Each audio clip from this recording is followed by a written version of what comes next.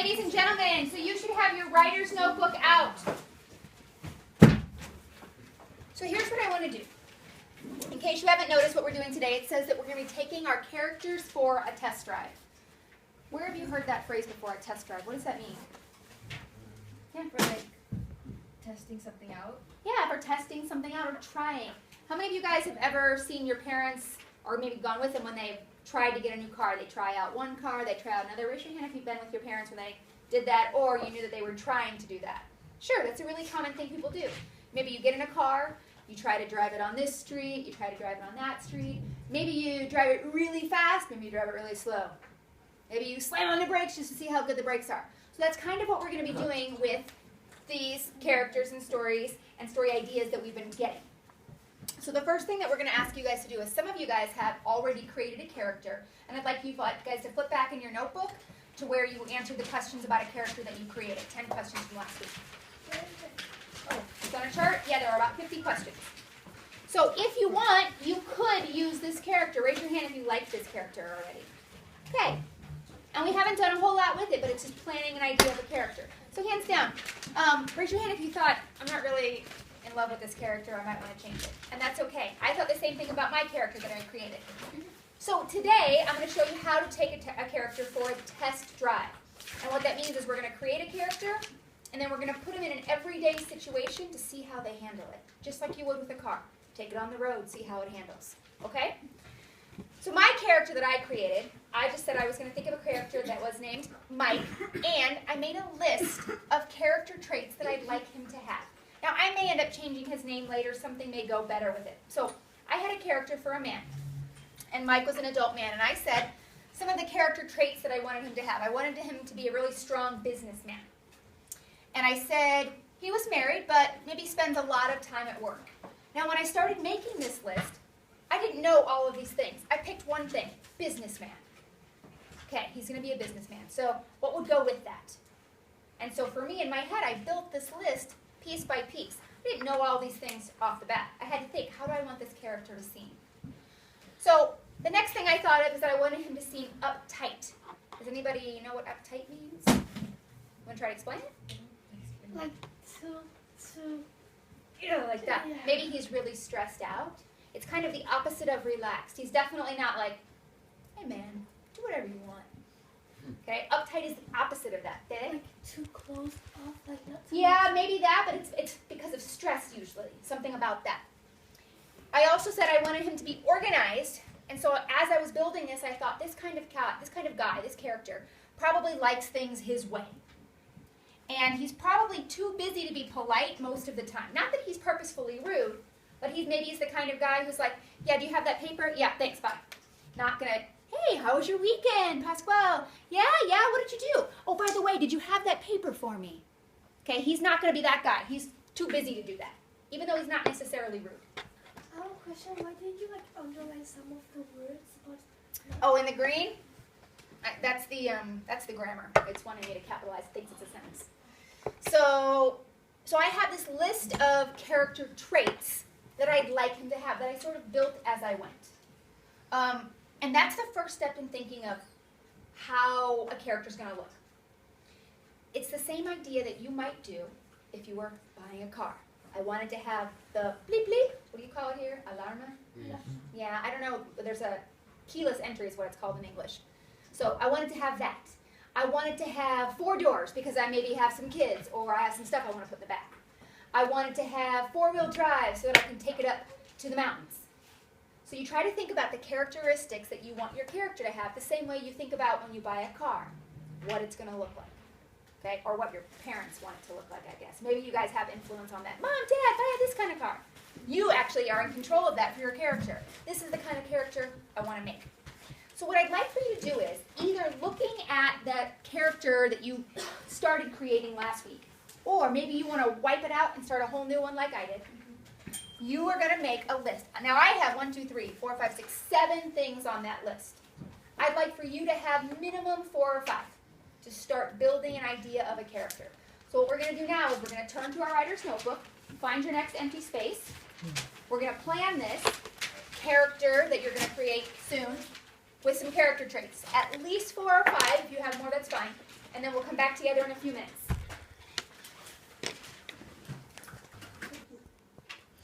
Okay, guys, let's look at this second part here. So what we've done is we've created a list of character traits. So I said my character was Mike, and he has these character traits, okay? The next thing you do is you have to stick that character in an everyday situation. The same way that your parents might take a car and stick it on a road that they drive frequently. Drive it to their house, drive it on the highway. See what that character's like. Now, I said my character was a businessman. So when I picked an everyday situation for him to be in to test drive him on, I picked something he might be doing commonly, like coming home from work. So mine was a statement here, well, only about 3 or 4 sentences, that describes what Mike would be doing or how he would be coming home from work. So I said, Mike had walked into the house after work last night the same way he always walked in, gave a sigh as from a hard day, carefully set down his briefcase, and draped his suit coat over the back of a chair so as to be sure the suit would not wrinkle. He was late, as usual. Do you see any of these characteristics in here? Any of these traits? Drishti, what do you find? Married but spends a lot of time at work. Married but spends a lot of time at work. So the marriage part isn't in there, but the spending a lot of time is he's late as usual. What else, Nico? Too busy to be polite most of the time. Where do you see that showing up? Like, he's not polite to spend some time with his kids or family. Have we even mentioned the wife yet, or the kids maybe, anything? No. So I wouldn't have mentioned that because in his head, is that the first thing he's thinking of? Probably not. Alberto. Businessman? Say it again. Business. Businessman, where do you see that? I had walked into the house after work. Okay, so he's definitely got something that he's doing that's keeping him occupied and late. Eh? Organized. How do you say organized? Because it says carefully set down his briefcase under his suit coat, and also said, to be sure the coat will not wrinkle. Yeah, so he's organized, and he likes things. Maybe he's uptight and likes things his way. He must do that frequently. So even in a short paragraph here, a couple of sentences, we have several of those characteristics. I never came straight out and said, Mike was an organized businessman. He liked things his way. But instead I picked things the character might do, or I picked situations to put him in where he might behave in a certain way that you could see those. Okay? So as I was writing this, let's scroll down. Okay, as I was writing this, here's what I was thinking. I said, as I'm writing this, I learned a little bit about Mike. I thought at first he would be exhausted from work because he's working so much that he'd get home and he'd throw his things down in order to relax quicker. Now, some of you guys might do that. You might come home from school, drop your stuff, go in the other room. Maybe you come back, oh, it's in the way, over there. Sit on the couch, do whatever you want while you eat your food. How many of you guys do something like that? Okay. Now, I had to think about it because I thought when I come home, I just want to drop my things. I don't want to think about it. But I had to think, would somebody with the characteristics that I described do that? And so at first I thought he would in order to relax quicker. But I started noticing that actually doesn't seem like something he'd do if he was uptight, nor if he was organized. Okay? So I said I got the feeling that if he tossed his things down and plopped in a chair that he would seem too relaxed. Anybody agree with me? Would he seem too relaxed? Okay. And I don't think I want him that way. I thought at first it might show that he was tired from work. He drops everything. Because I was thinking businessman works long hours. But then I thought if he does that, it maybe shows him too much of another characteristic that I'm really not trying to point out. But I don't think someone who's that uptight or who spends that much time at work would do that. I thought he'd seem more together and organized and not show as much relaxed emotion. So I didn't want him to be showing that relaxed emotion. I wanted him to seem uptight, organized. Even when I'm tired, I come home, I sigh, but I put everything where it's supposed to go. So what I'd like for you to do right now is, I would like for you to use the characteristics, just like I did in mine. And I'd like for you to create just a couple of sentences of the character that you chose and put them in an everyday situation. Now, your everyday situation might not be driving home from work late. your characters every day might be at lunch. It might be on the football field or soccer field. It might be playing basketball. It might be in class. It might be at home arguing with a brother or sister. It might be on some sort of a vacation, or maybe they're stuck out somewhere and lost. So your everyday situation for that character is going to look different than mine. In fact, all of ours will. So your job right now is to take your list of characteristics, do what I did and make a couple of sentences, put that character in a situation. Okay, begin. Okay, guys, I'm going to ask you to pause where you are. Some of you are finished and some of you are not. What I want you to do is this. Think about when you test drive a car. We've already talked about your parents might take it out and drive it on the highway. They might take it out and drive it on a rocky road like up to the mountain. They might slam on the brakes to try something new, okay, to see how it responds. So they might try that particular car in different situations. Or they might try it in different ways. They might have your mom drive it. They might have your dad drive it. So you drive it. Not yet. Maybe in a few years, right? So what you're going to do is, as a writer, you're going to take this character that you're test driving, and you're going to try it a different way. Now, we could put it in other situations. We could put it in hundreds of situations. And you might try that also. But another technique that writers do is they try to change the point of view that they've talked about it with. So when I talked about mine, I said, Mike walked in from work the same way he always did. So initially I said, oh, it's paused. Initially I said, Mike had walked into the house. Now who's telling this story? Third person, so there's a narrator telling it, okay? Now, if I change my point of view, I might get something else out of it. So this other one that I tried, I'm using the same characteristics that I had. My whole list remains the same. Uptight, not necessarily rude, but doesn't have time to be polite, businessman, always home late, organized. And this is what I came up with when I wrote it in first person. So all I did was I changed my point of view. I said, I came home from work last night with my head spinning and full of things I still hadn't finished when I left the office. I'd driven home on autopilot, my mind more preoccupied with meetings and calls and spreadsheets than with the traffic. And there I was at home, walking in the door, finally, but late as usual. I took off my coat, carefully laid it across the dining room table, and set my briefcase down, all right by the door so it was ready when I walked out in the morning. My head was, as always, thinking 2 steps ahead. Efficiency, that's what made my life work. It's why I was number 1 in my department. It's why I was able to afford my house, even this dining room table. Do you see some of the same characteristics or traits from my last one? Yeah. Which ones do you see or where? Stefano. Businessman. Businessman, yeah, talking about, where do you see it? I'm driving on autopilot. My mind will preoccupied with meetings and calls and spreadsheets. Yeah, he's not focused on what he's doing driving. He's focusing on all the things from work. What else? Go. He's organized. He's organized. How do you see that in here? 2 parts. Efficiency, that's what made my life work. Good. And There's something else. You're right. I took off my coat. I Yeah. carefully laid it across The same one as before. It's just maybe said a little bit differently. I also think it's organized when it says my head was as always thinking 2 steps ahead. So Ah, I didn't yeah. forget about anything. Thinking 2 steps ahead. He's a planner. Okay? So there's lots of these pieces that are in there. I just wrote it in a different voice with a different point of view. So what I want you to do is I want you to think about whatever you wrote it in, first person, third person, and I want you to try to change that, just like you take a car on a different road. Same car, different road. Okay? So think about it right now. Who in here already wrote third person? Anybody? Okay, so you guys are all going to change to first person now. Who in here wrote first person? Okay, so you guys are all going to change to third person now. And I want you to look back at those characteristics or traits that you wanted to show and see how you can put those in there for the scene. Same scene. Don't change your scene. If your character was eating lunch, he should be eating lunch again, just with a different point of view. Okay, let's try that and begin.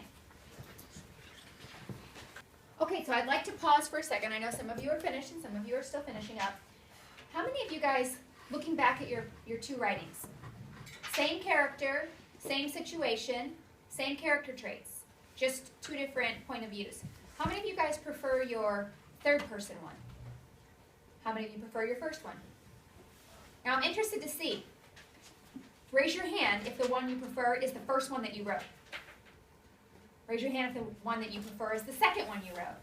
Wow, more than half of us. So what does that tell us about trying out different techniques? What does that tell us? Dede? That it gives us new ideas and like Yeah. maybe it changes a little bit like the first idea but makes it better. Yeah, so it gives us a new idea that maybe sometimes adds something that's better. Santi? I was just Just stretching. Think about this. What if you or your parents bought the first card that they saw? Could there be a better one out there? Yeah. Is it possible that there's not? Yeah. Sure. For the But you price don't you know pay. that until you try it. What, Stefano? For the price you pay, yeah. Yeah, for maybe that, but you don't know that until you go looking around, until you go trying something. Sometimes the first thing that you see is the one you want, but not always. And I find it really interesting in our class, over half of us like our second one better. Okay?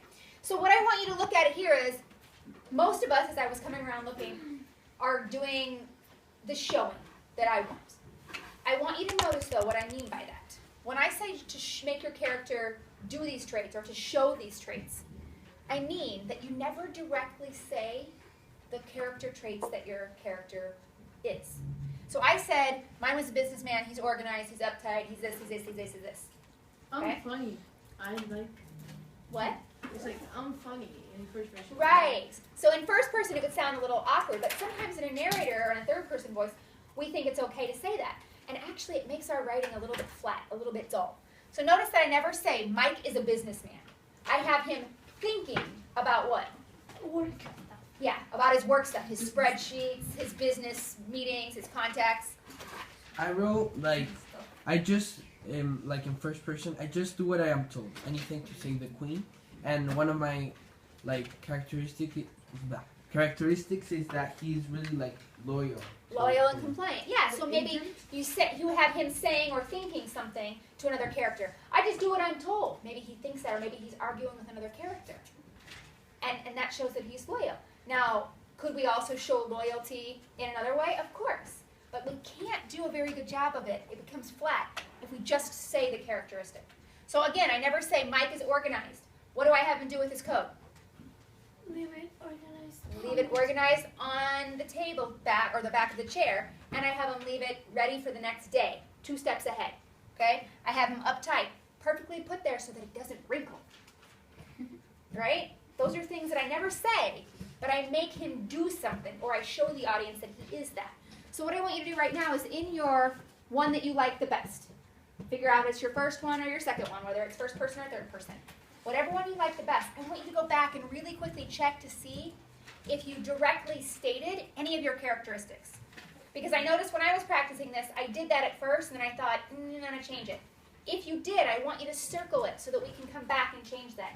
Do that right now, and if you have time, go ahead and add ideas. Okay, guys, so the last part of today's lesson includes, now that we have looked at all these story ideas, we've looked at different characters, we've taken them for test drives, we've planned stories that we'd like to exist, we have planned themes or issues we'd like to exist, we've planned characters we wish were in books that connected to us or other people we knew. Now it's time to think about one that you want to take to publication. Okay, and that means which one you're thinking about going all the way with. Because now we've got all these different things to try. And maybe you want to combine 2 pieces and put them together. Maybe you want this character and this story now.